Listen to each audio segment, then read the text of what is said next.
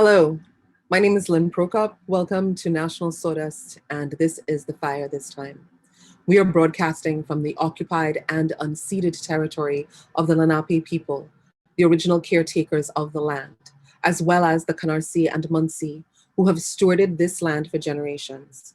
Please join us in acknowledging the Canarsie and Munsee Lenape community, their elders, both past and present, as well as future generations. National Sawdust also acknowledges our country was founded on exclusions and erasures of many Indigenous and enslaved peoples. This acknowledgement demonstrates a commitment to beginning the process of working to dismantle the ongoing legacies of settler colonialism and genocide. Thank you. I am excited to welcome you to The Fire This Time.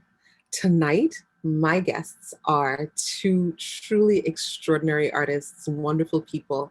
I am joined this evening by LA born and Honolulu raised Mary Rose Go. She is a coloratura soprano and actress, and her recent credits include Charlotte in a Zoom performance of Grey Green with Root Bear Occasion Theatre Company, and Cindy in a live streamed performance of Cindy the Dreamer, or No Small Potatoes, with Hudson Stage Company.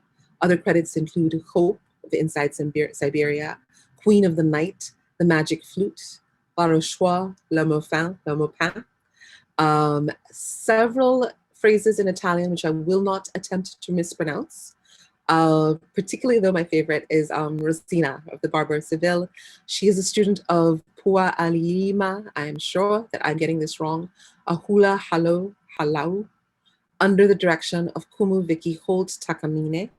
Mary Rose can be found on YouTube as Auntie Mary Rose, a permaculture gardening channel for children. Or you can find her on Instagram at @Shortenmorose, SHORTNMOROSE. Patrick Rosal is an interdisciplinary artist and author of 5 books, most recently Brooklyn Antediluvian, winner of the Lenore Marshall Prize and finalist for the Kingsley Tufts Award. He's earned fellowships in both the John Simon Guggenheim Foundation, the National Endowment for the Arts, and the Fulbright Senior Research Program. A professor of English, he is inaugural co-director of the Institute for the Study of Global Racial Justice at Rutgers Camden. In this capacity, he leads Quilting Water, a public arts initiative to gather water narratives locally and from around the world. He's read, taught, and performed widely across 4 continents and at hundreds of venues throughout the United States. His newest collection, which hopefully he will tell us about, is due out. It's called The Last Thing. It is due out in September of this year. And I am so very excited to have Patrick and Mary Rose here today. They are also here in their capacity as life partners, husband and wife. They became over the course of this pandemic. The pandemic brings good things too. Who knew? I literally just said that you got married because of the pandemic. So let me say this for those of you who are listening at home and cannot see me. I'm Lynn. I am an African American, well, I'm a Trinidadian American woman. I have dark brown skin and blackish brownish hair, and it's curly. I'm wearing a bright yellow dress and gold jewelry.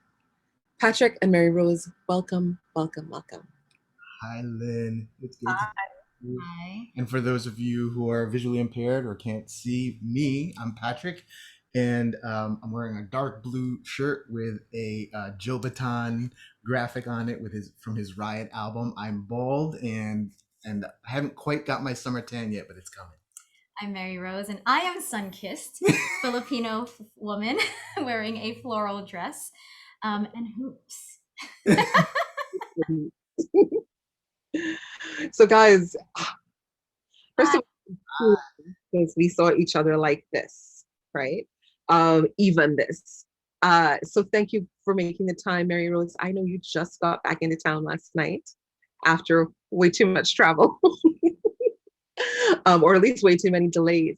I'm curious, how is the summer, the fast approaching summer of 2021 finding you guys?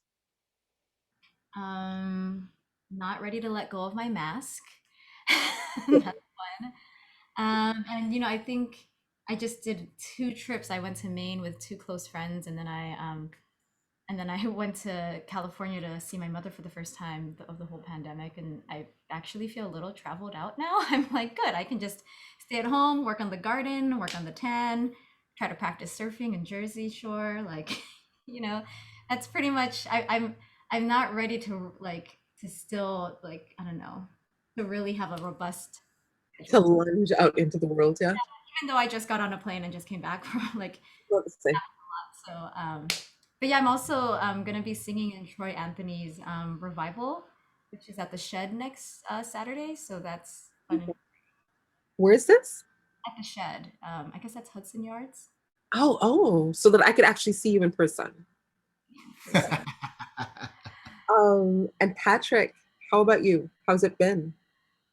I mean, I taught in the fall and in the spring, and then I started directing this institute, and it's been, we've been busy. We've been making stuff this whole time, and I don't I think that this is true for both of us, but we're starting to measure time because of the garden. We moved into this house just a few months before a pandemic hit, and Mary Rose put all this work in, has this incredible front and back garden, and we're kind of measuring time that way. And it's with all the sort of like really busy kind of task stuff and all the stuff that's going on in the world, the garden is kind of the place where we get anchored. I've been finding the same thing here. In fact, my great rush before I got back here to do this was to get stuff ready for the garden because I have a few more things I need to do every day. What's weird about it too, right, is this sense that, my mom keeps saying it, that she feels as though the pandemic is an agent of nature in a way, sort of forcing us to return, because a return to marking time in terms of a garden is about as indigenous, is about as original culture, is about as healthy a way to move through time as is humanly possible, Mhm. right? Because it is both about how you use time over the course of the day when the air is cool, whether it's too hot for water or whatever you're doing. I wake up and I'm like, okay, it's 6 a.m. What could I do before the day gets too busy and the sun gets too hot? Like what can I put into the garden? But also to be marking the seasons that way is a sort of a detaching from the corporate, the because that's what our days are, right? How do you serve the machine? You fit your days into specific sort of design slot of the machine. um, I think it's a kind of resistance to return to marking time in such a natural way. Yeah. So Yeah. Yeah, I mean, I got it. I mean, Mary Rose is really the one who is committed. I was born and raised around here, and I mean, you could say a little bit more about this, but she put the garden in part because she wanted to get to know the land. Like she didn't want to just know the place, like literally to know the dirt. And we have a river nearby, and I can say a little bit more about that. And her educating herself about this place as somebody who's arriving here from Hawaii and the West Coast has actually been an education for me, because there's things that I know about the local natural world now that I had no idea about even growing up right here. So. yeah. I guess I will say to be a little hipster that I was planning the garden before the pandemic. Just gonna just kidding. But yeah, I think the way that I ground myself in a new location is typically to like go hiking, and I'd slowly started learning plant identification, and I didn't realize I always wanted a garden until we bought the house, and I was like, oh, this is a south facing garden. Oh, let's there's this whole area that was already covered in wood chips because they had a playground back there, and I was like, I learned about permaculture, which is the idea of like creating everything like a wild forest but making it edible. Mhm. And then you have plants that bring nitrogen into the soil, and you have plants that feed the pollinators and that feed the humans. And so I wanted to do a permaculture garden in the backyard. And I will just say this is all an experiment. Things have died, of course. Like it's important to always say that like I don't know what I'm doing. Tomorrow I'm But it's going. turning out pretty good. Yeah, tomorrow considering I'm the- going to an invasive plant swap because I accidentally planted an invasive plant. It was pretty. Oh, And Union County, where we live, is doing an invasive plant swap where I'm going to give them 2 forsythias, which are beautiful, but I was like, you know what? I'd rather have something that's going to be less aggressive too, and that will be like from this area. And then I'm going to get some butterfly flowers back. So great. you know, the thing that you were saying, Lynn, is like Yeah. the thing that Mary Rose has gotten me to do is like it's attention. It's a mode of attention. It's like you said, it's like I'm paying attention to the seasons in a different way. I'm paying attention like to the light in a different kind of way, like where water collects in our yard. And Mhm. just like the fact the fact that you're trying to grow things makes you have a kind of attention to to the land in a way that you wouldn't have otherwise, you know. And it forces you to be present, I find. Uh, I think I was definitely struggling a lot harder with the pandemic and with everything else at home, until I found the sort of the silence and the stillness that the garden can offer. I mean, I used to know it because I definitely would like, I'd murder whole swaths of plants on my fire escape when I lived in the city. But certainly the you really have to be here right now with the tomato plant that's decided that it doesn't want to be. Yeah. And that thing that you just said, that it decides, you know, the fact that these plants and even the earth around us has its own volition. And like that's one of the things as a writer primarily, one of the things that I loved about it was this. It's so much like writing. It's asking the earth what it wants in the same way that, you know, you compose a poem, like you're listening, like what do you, if you can't impose your will on it, like you have Mhm. to figure out Yeah, what does this particular part of the land want. right. Like you are almost making offerings to every individual plant. And I don't know, have you buried sardines under your tomato plants yet? Because I have. Think what I would say in a sentence. Have you buried sardines under your plants? It's awesome. We've done some things that I don't know if Patrick will feel comfortable with me saying out loud. So yeah, it's fun. But I think it's also interesting to also watch things that I think are going to be failures change in their own way. So I Yeah. planted bitter melon under this hibiscus tree, thinking, oh yeah, these vines are going to grow up. It's going to be fine. Come back 2 days later, and there are aphids all over the plant because they were all over the hibiscus tree. And I'm like spraying down the tree, spraying it with neem oil, and turns out ladybugs came and they were all over it. They, Um, if it's yeah, but now, the bitter melon's struggling, and because I was gone for 10 days and I wasn't paying attention. So it's kind of just I think it's also like nurturing a community. Like you don't get along with everyone, and yet how do you still make sure that we're all thriving? Mm-hmm. I mean, that's the hardest part of the work is that you have to decide in community that whether I like you or not, whether we rock on the same political ticket or not, uh, that the greater good requires that I gather you up and bring you along too. And that's been the pandemic struggle, right? The greater good requires that our unvaccinated friends, please God, get vaccinated, and that perhaps if they won't, that they consider wearing masks. And those of us who've been vaccinated are, for the most part, saying, "Hey, I don't want you to die either." I looked around Costco today and thought, "You and you and you and you, what do I need to do to get you to wear a mask? I'm safe, you Mm-hmm. know." And there is a sense that you are we're learning to build different communities. Mhm. I think the digital experience has taught us how far away our communities could be. A great Zoom conversation with artists in South Africa is now a normal thing, you know. But I'm curious, like, what is the activism? What's the duende that is sort of getting you guys up and out of bed in the morning right Um, I mean, I think for me, it's I'm ever since what 2019, I've been ever since 2019,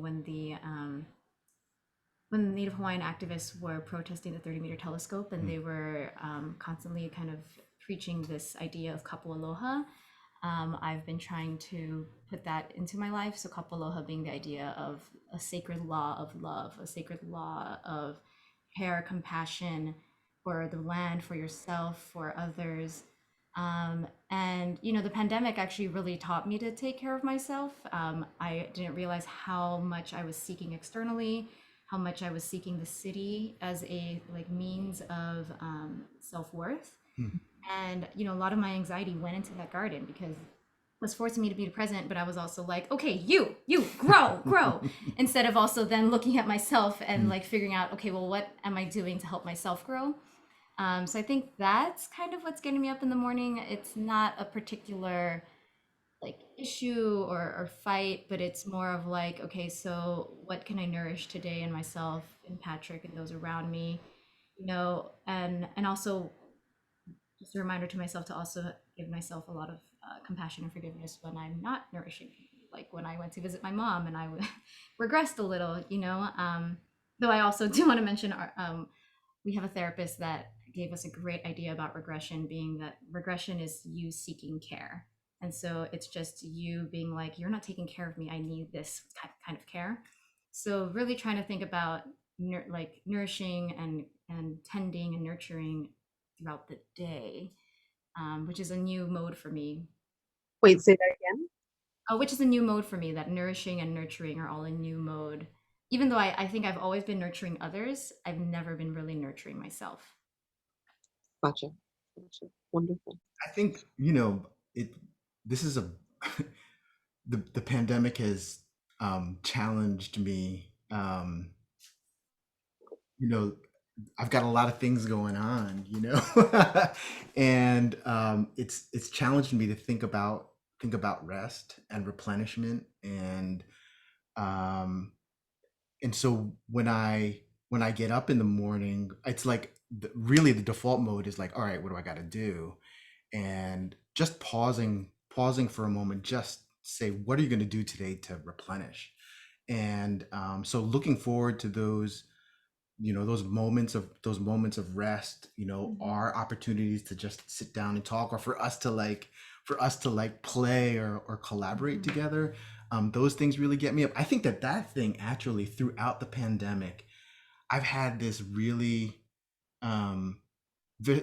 strong urge to play, and I'm lucky that I've had Mary Rose to encourage it, to be my partner in play. And I mean, I taught a course in the spring on improvisation, and as much as possible as we could do it in this kind of digital realm, we were doing a lot of play in the class. So I think that has had, more than anything, has really made me feel alive and wanting to invent and think and be together. Yeah.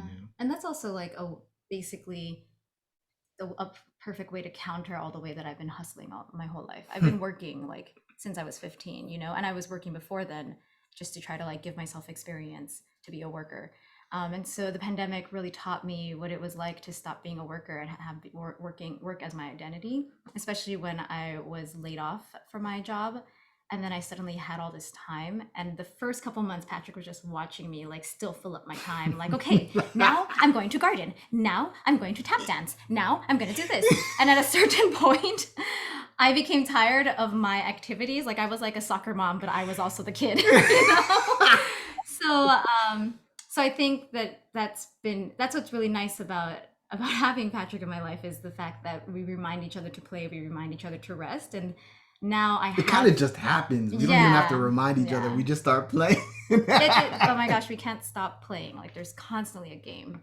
And I don't mean that in a bad way. I'm just like, wow, we never. Fantastic. I'm trying to think of how many couples I know who discuss the fact that they play, and literally mean play, have fun, make some stuff up, make some stuff happen. That's beautiful. Talk to me a little bit about where you guys see the collaborations that you've experimented with, where you feel like you want them to go. Where we want them to go? Yeah. Ah. I, you know, I feel like this when you invited us, well, before you invited us, our play was really and continues to be really just for the sake of play. But and we've had opportunities to like perform together at Cave Canem and other places. Little gallery in Baldwin one time. In that gallery in Baldwin, that's right. And I feel like this was like, wait a second, this past like year and a half since we've moved here to this house, we've done a lot of stuff together. And for me, like when Lynn invited us, I was like, this is a really an opportunity for us to honor all the stuff that we've been doing together, all the experimentation, all the play. And Mhm. I don't know that I have any other hopes than that we could just keep on doing it and having Yeah. fun and Yeah. maybe invite other folks to join us or join other folks. Like Lynn, you gotta come and we're gonna roll out a big piece of paper and make a big graffiti drawing over down there in the living room. Like, just like, just get folks together to like like where the stakes are nothing but for us to like be Mhm. together and make shit. Yeah. And I think for me, I want to get to know our local community. Mhm. Um, it's it was hard moving in right before the pandemic because then we didn't get to know folks, and it's been interesting. The only folks we knew were our next door neighbors, and they were watching me cover the front lawn, like literally cover the front lawn with like cardboard pieces, and then cover that with wood chips so that the lawn will eventually be converted into a pollinator garden. Oh, gotcha. Okay. Yeah, The whole front. the whole front lawn. I don't want to mow. I do not want to mow. Neither do I. And slowly people are like, it's interesting because it's such a radical thing, but it's also has like people can see the potential for beauty, that whenever I am in the front yard I end up having conversations with people, and so it's a nice little like stopping point. And with time, I don't know, I'd love for, when we got this house, we didn't want this house just for us. We're in a giant house. I'm a small person, I don't need as much space, but it'd be nice to make this be more of a communal space, to have people flowing through, to have this be a point of collaboration, a place for collaboration, with people we know and people we don't know even. Hmm. Yeah. I mean, I think that's the thing, right? That the pandemic, which feels like such a fulcrum of sorts, has really taught us what we can create in our homes and how we can return to home spaces and private, intimate spaces and stuff like that. Mhm. Um, I want to ask you guys to tell me a little bit about Atan, because this joint right here She's got is it. a curiosity. It's fantastic. Um, So I feel a little like I've been let in to the inside of someone's like like how you pray almost is what it feels like. Uh, Sort of these interstitials of conversations with God. Does that make sense? That's just what it feels like. There's just all these moments where you just kind of go, oh, this is his, because Pat, you're the writer, but I know you guys collaborated on it. I have moments where I'm like, this is the inside of his head right here. So thank you for it, because it is intimate, because it brings my friend home to me in a really, really special way. But also because the intimate places also feel familiar. Like I feel like I could be having um, ancestral convocations in the way that you are in this book. mm, So yeah, tell me a little bit about this time. it's so in some ways it's so complex because it feels like it started a million years ago, but really the physical object got made in the last really not even the last year. The text inside of it is back, probably at least 10 years or something like that. But I think moving to this house and having Mary Rose as my partner and us subsequently getting married really woke me up to my grief and how being, essentially shoved from one apartment to another for more than a decade between New York and New Jersey and Philadelphia, that, it was just, it was prodding this sorrow that I had been carrying around but not acknowledging. and that sorrow was connected to the death of my mother 25 years ago. Before pandemic hit, I was on sabbatical, and I, there's a lot of sort of like a prelude to this whole thing, of like kind of practices, and those practices led me to be like, let me buy this thick scroll of butcher paper, and I have this little altar here in the music room, and once every few weeks I would bathe, dress up, and pray, light a candle, maybe play music, and I would write to my mother on this scroll. And it became this kind of periodic ritual of mourning. And I had no intention. This was not for publication or anything like that. It was really just for me to put my sadness somewhere.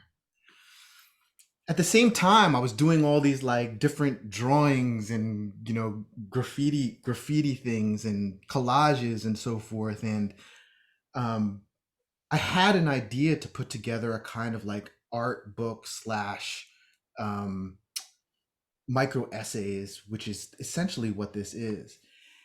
And once I got the whole book together, I was thinking about, this is the 500th anniversary of Magellan being defeated by the chieftain in the Philippines, Lapu-Lapu, in 1521. I said, I want to get this book out. I want this to be a book, and I want it to be out by April 1521, when the 500th anniversary came. So February and March roll around. I'm putting the book together, and it's really coming together, and I'm like, I'm gonna get this professionally printed. I eventually decided it was gonna be self-published, and I eventually decided nobody's gonna pay for this book. And there's, even now, the digital copy is completely free online. We printed 250 of these, and they were given away free. They're numbered. But to me, it's one of the practices of Filipinos. Like, even if you're dirt poor, you give away your best thing. Mhm. And I said, how can I make this even more dear? And so we took the scroll, which is 14, 15 months in the making, and we rolled it out in the hallway, and we cut it into pieces, cut them all the different lines. And essentially what we did was we got an envelope, and we every copy, every hard copy of the book has a piece of the prayer that I wrote to my mom. And it was surprisingly difficult to cut that thing up and give it away. But then, after people started receiving it,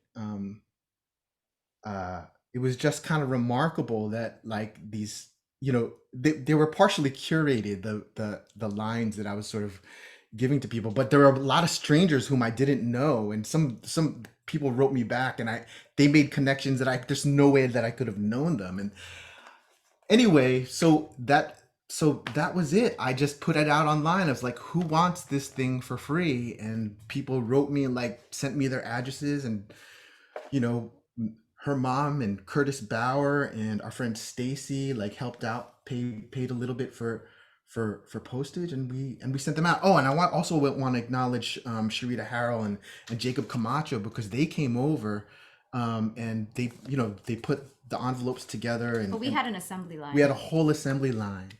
And it was just so beautiful, because like all this shit talking and all this storytelling was happening while they were putting together the books, knowing this was going out to like people all over the world. So it's I wanted to honor the people in my life who inspire me, and there's just no way that I could have done this without Mary Rose. There are records. There's records of some collaborations that I've done with people in here, but the object itself is certainly a collaboration. And one of the ways that I've been thinking about this is like, this is not a purchase or transactional. That when people agreed to take the book, they were agreeing to a kind of stewardship of the book, and that means that they could do whatever they want with it. It could sit on their shelf, it could sit on their kitchen table, they could lose it, they could give it away, they could read it, and it's been really terrific. Right. I love mine. I love mine. Like I said, it feels really intimate, and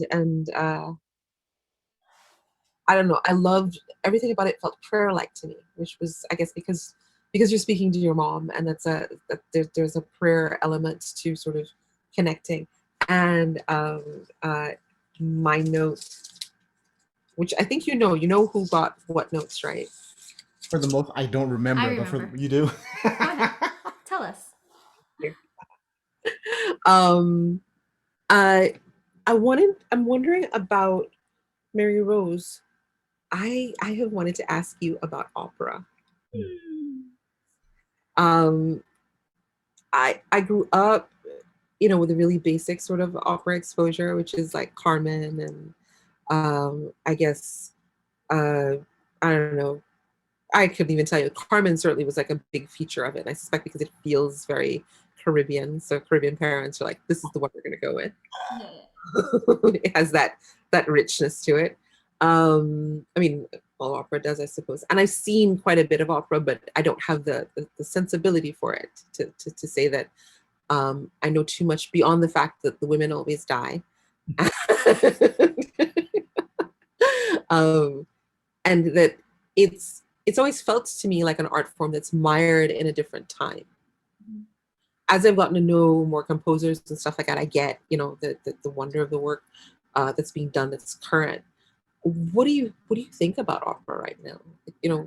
Yeah. I'm always curious about like art forms like poetry and opera, and how they factor into a world that needs artists to connect in a certain way.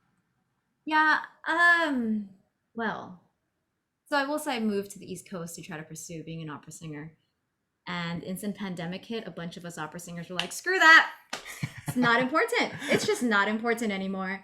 I love the art form. I love the music. And I think the industry itself, I'm tired of. I just don't love it. And I'm sure people can say that about all sorts of art industries. Um, I think that a lot of folks in the opera world, I don't know. I actually don't think there's a lot of play in opera. There's not enough play.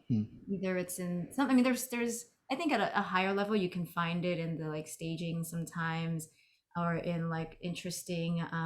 Like I always talk about heartbeat opera. I feel like they are people who play, but it's really rare to find folks who actually want to play and mess up an opera. There's so much like um, devotion and worship of this high art form that it has to be a certain way, and like your donors and your audience want this, so that's really rare to find play. And I think the other thing though is I still have not met or seen a lot of contemporary opera, so maybe in the contemporary opera world there's a lot more play.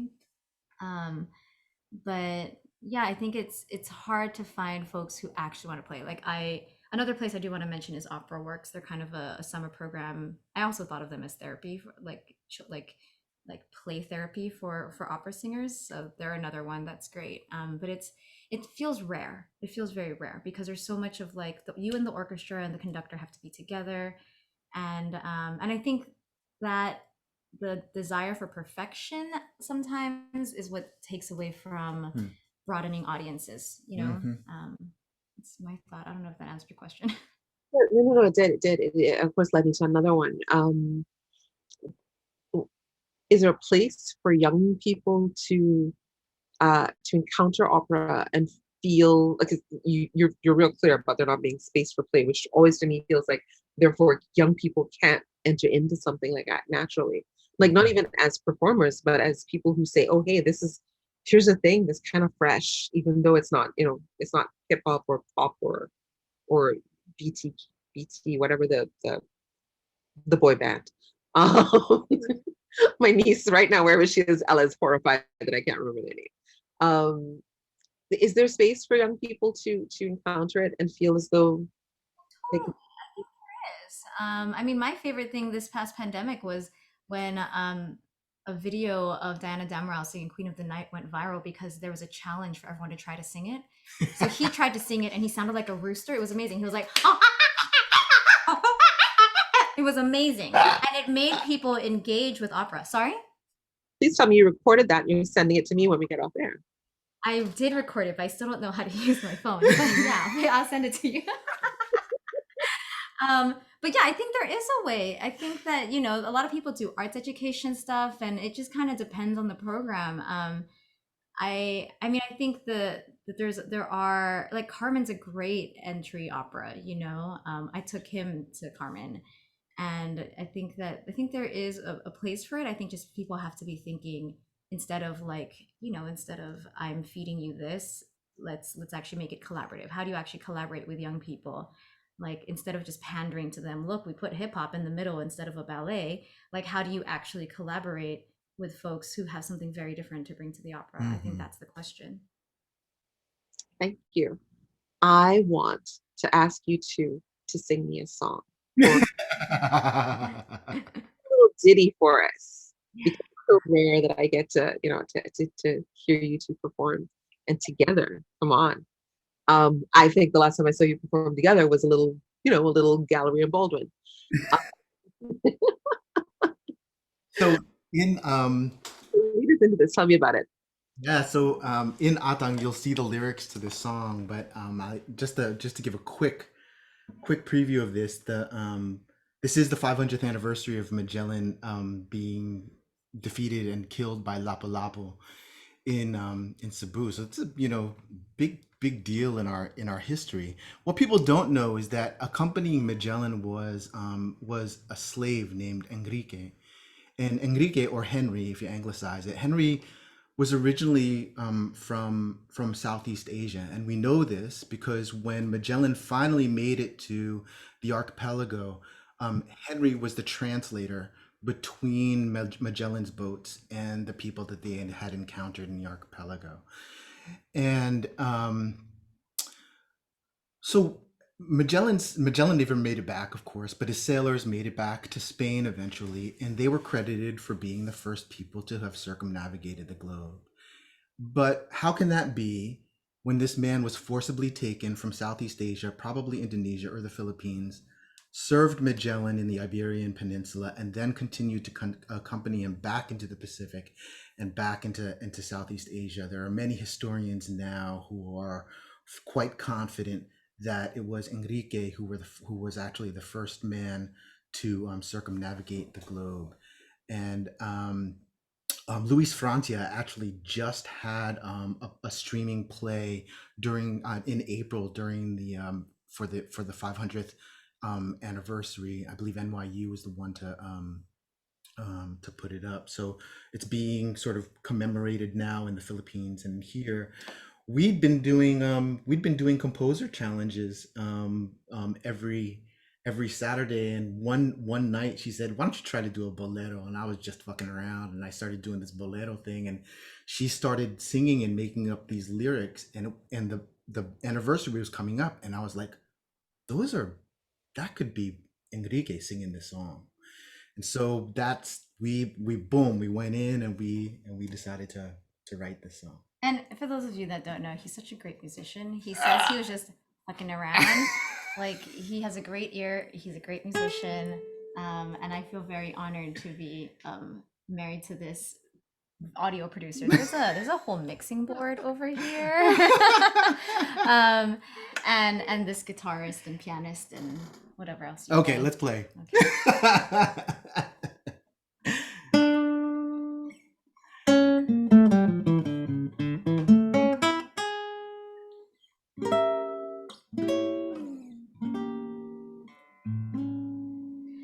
Me pedías que cantara en tu idioma, pues esta es mi despedida.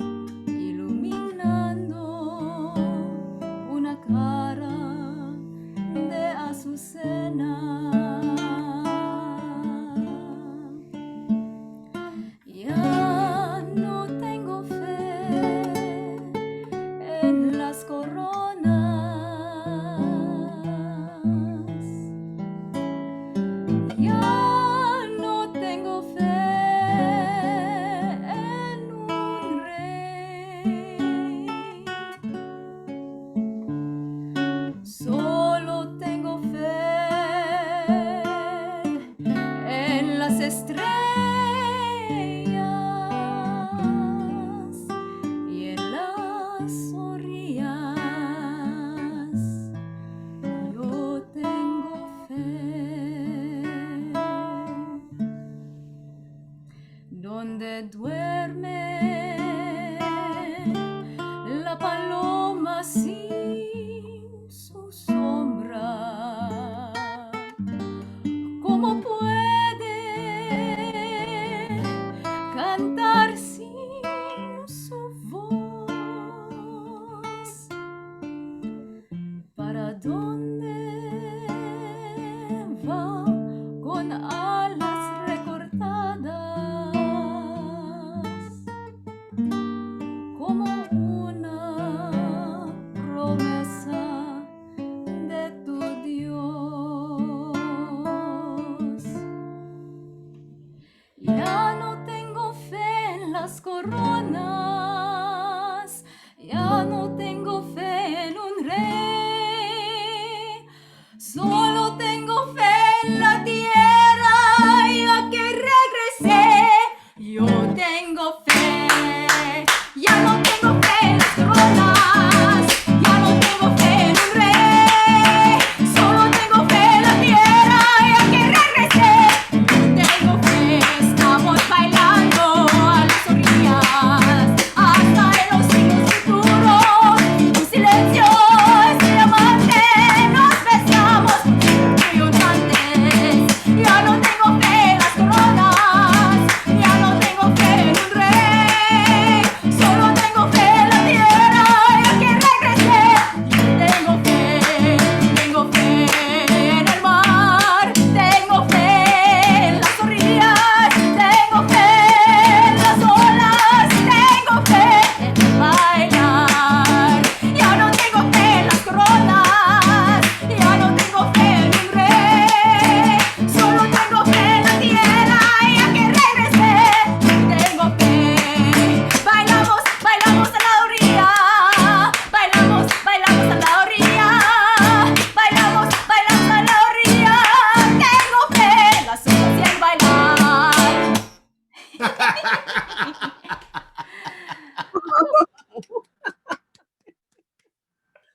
Wow.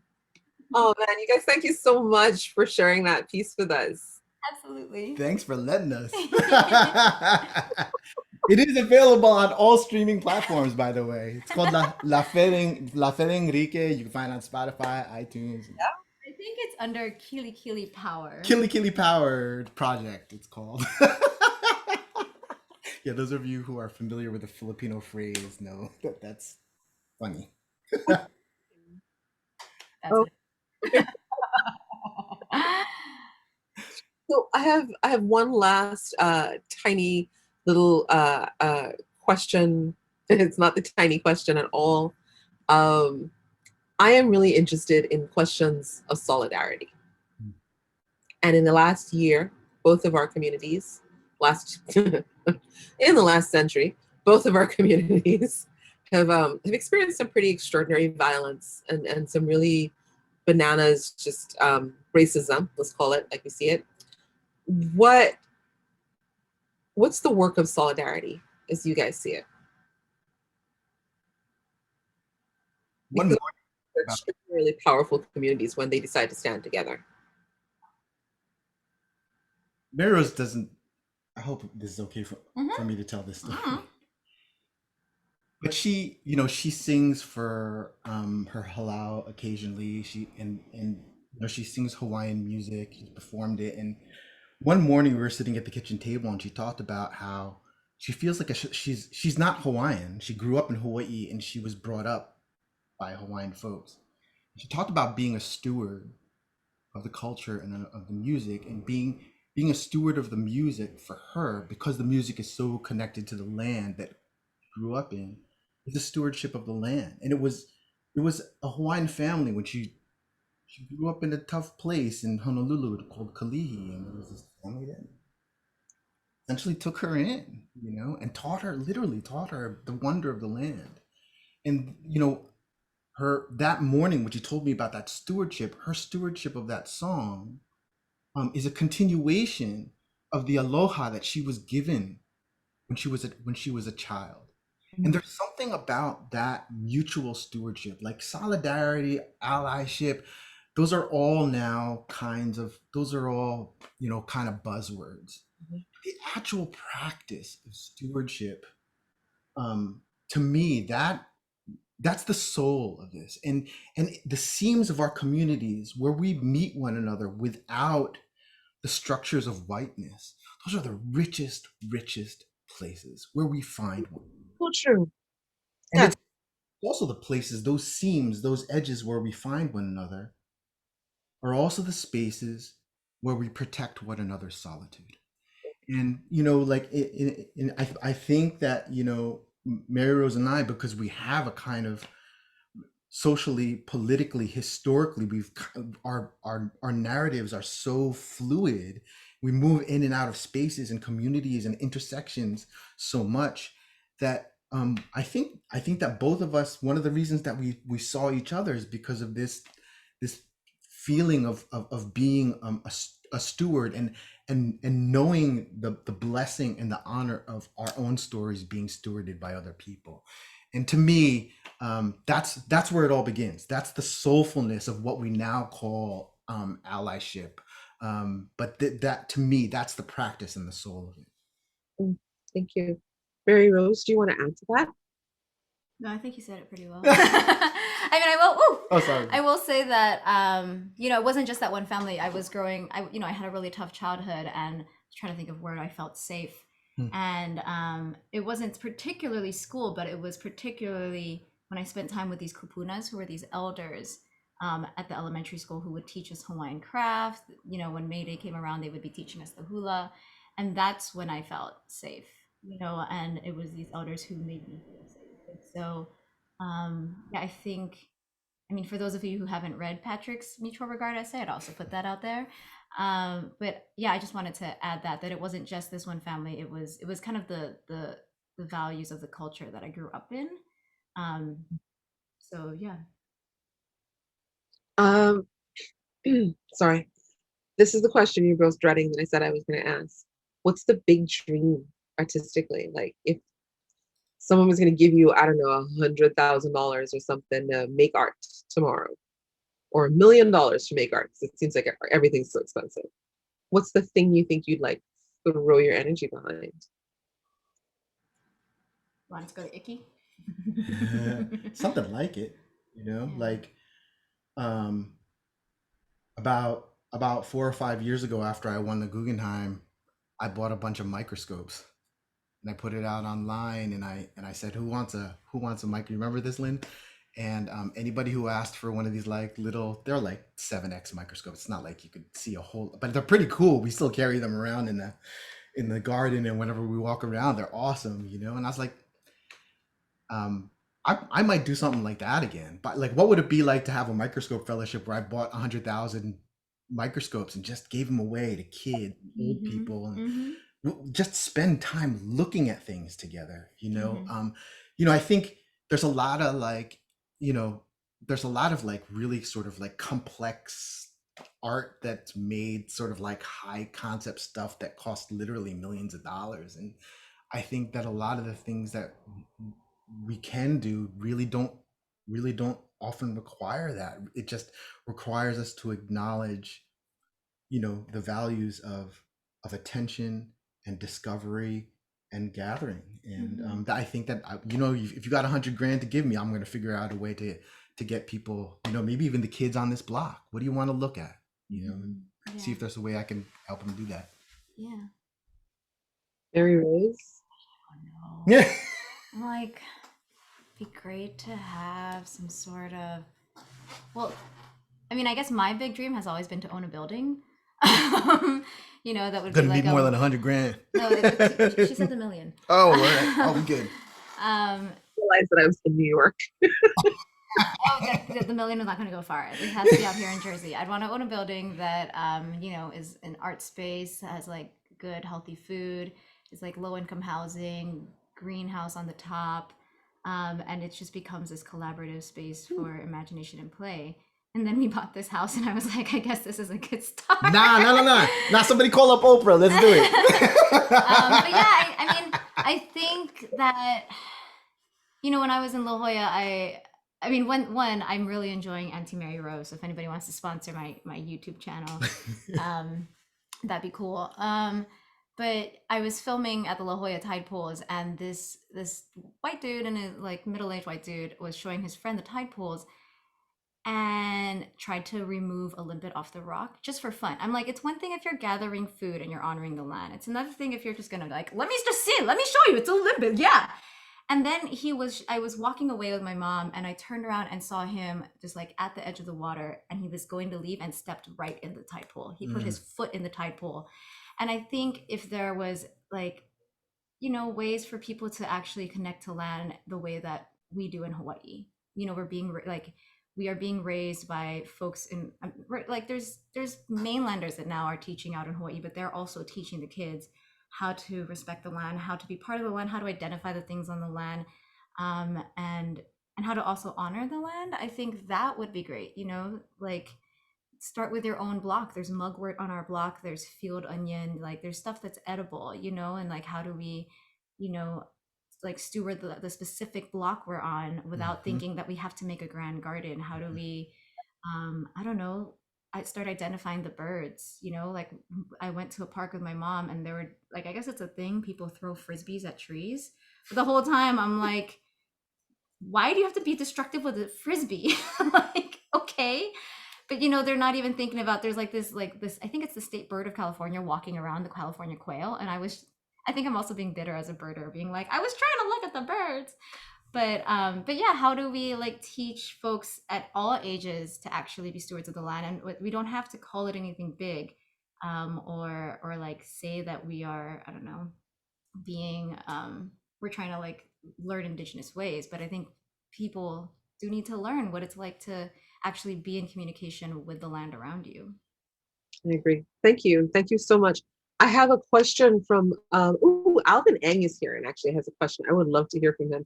Alvin is one of the writers who has contributed to the Fire This Time um, uh, editorial series that we're doing, where we've asked writers to engage with the possibility of being able to tell James Baldwin about themselves, about the world right now, about the optimistic future that they hope for, that kind of thing.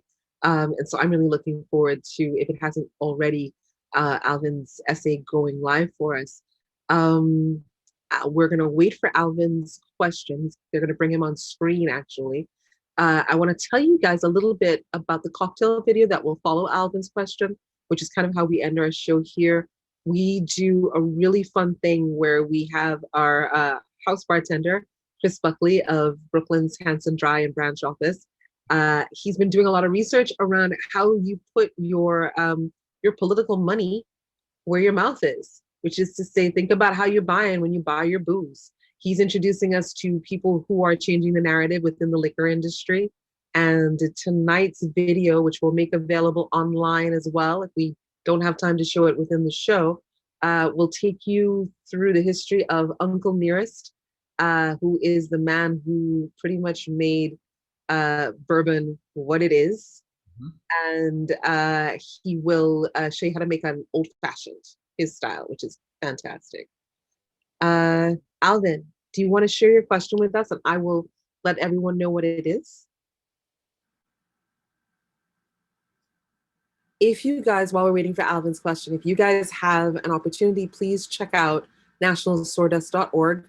The website's up and it's fresh. We've just renewed it. It's got lots of really cool writing on it. And oh, hey, everybody, please join me in welcoming Alvin A. Hi, Alvin. Hi. Hello, everyone. Well, thank you so much for this great series and the wonderful stories and music. I know Luis from way back in the day. That's great to hear about his play. And two things. Have you thought of Enrique should be an opera, what you started with there? I mean, I think that's also a great story. Yeah, you know, yes, I agree that should be an opera. But I would also be curious, like, I don't know, is it too gruesome to do it as a kids opera, like where the kids are enacting the fighting? Maybe not. I think it would be part of the reason why it would be a cool opera is because it could be multilingual. Yeah. Absolutely. You could have. I don't know if there are operas that do that, but Spanish, Cebuano, English, Portuguese. That could be a really remarkable thing. Cool. So, are you gonna write the libretto and compose it? That'd be great. For money, we're going to do it. Yeah, that'd be great. So, super titles are all over opera houses all over the world. So that'd be perfect. And another thought, I thought putting your, have you thought of maybe musicalizing some of the prayers with your mother that you put in those envelopes? It sounds very moving. I had not thought about that. Yeah, Yeah. I mean, there's a way that I don't mean to get fancy here, but like there's a way that this project is really not about composition. It's really about decomposition. And this thing Mm.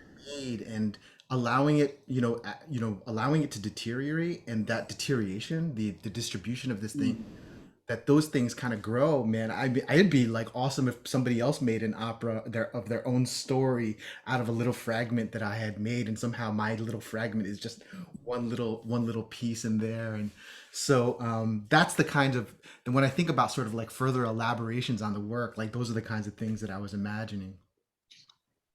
Right, great. Well, thank you so much for sharing this tonight. Thank you again, Lynn, for doing this. So thank you. I'm probably butchering Mabuhay. Thank you. Hi. Alvin's homage to Baldwin will be up on our website probably within the week, certainly very, very soon. Also, please check live.nationalsawdust.org for all kinds of fresh programming that National Sawdust has coming to you.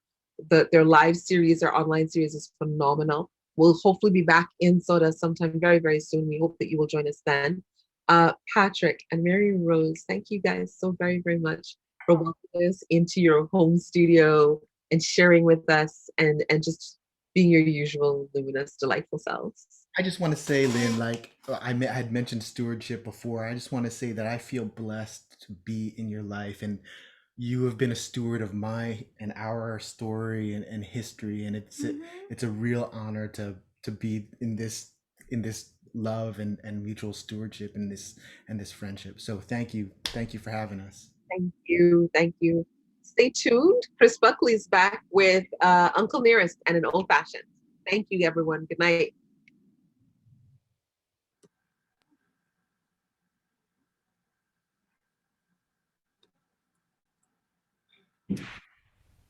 Hi, my name is Christopher Buckley. We're here at Branch Office in Crown Heights here in Brooklyn.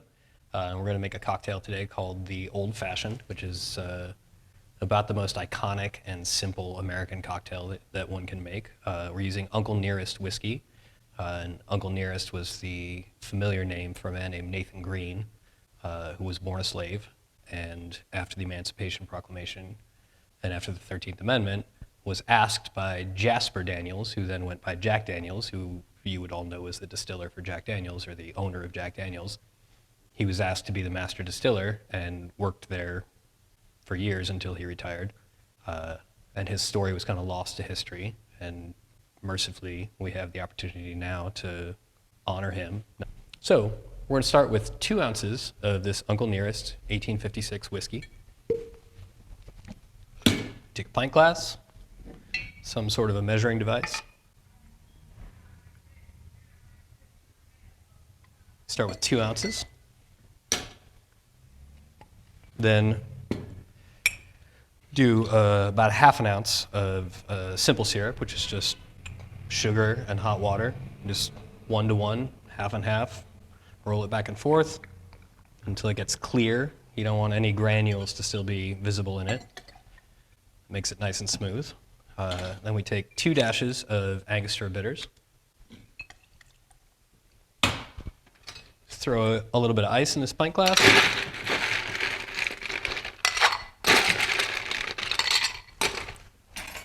And then if you have a cocktail spoon, you can use a cocktail spoon. Otherwise, like you can use a wooden spoon, you can use a mixing spoon, you can use a chopstick if you want, straw. And we just spin it around in the glass, just twirl it until you can feel and you can kind of hear the edges of the ice start to get knocked down. And that's when you know you've gotten enough water from the ice melting. So then you grab a strainer, put it right over the top, grab a fresh, dry rocks glass, strain it in there, take an orange, regular vegetable peeler, and And you just go from one pole to the other pole and pull the whole peel if you can. So you want a nice, heavy, heavy thing that you can express from. Put your fingers on the edges and then just squeeze it together. And you can see the oil come out of the peel and sort of land on the top of the drink. Then you just take this peel, which now has the oil on it, take it around the top here, just pop it in there, and then that's an Uncle Nearest Old Fashioned. So we're going to start with a glass. I specifically selected ingredients that pull from the diaspora. So we have curry, bitters, which is made by a company called The Bitter End. Looks like this. It's very lovely. And then mango juice. We're going to do 2 ounces.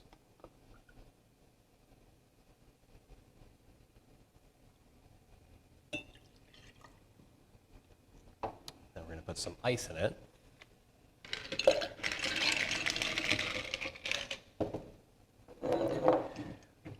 You just rock it back and forth. Just want to get everything talking to each other. Then we add a little bit of soda water, just to fill.